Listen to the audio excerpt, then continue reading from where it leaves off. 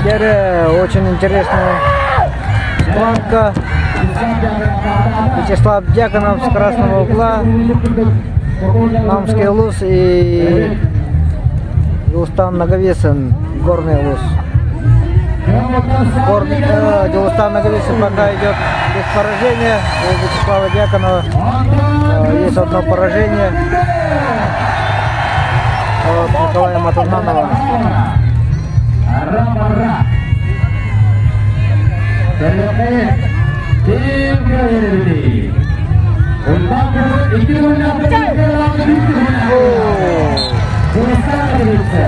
Сегодня Дилустан Наговицын на высоте.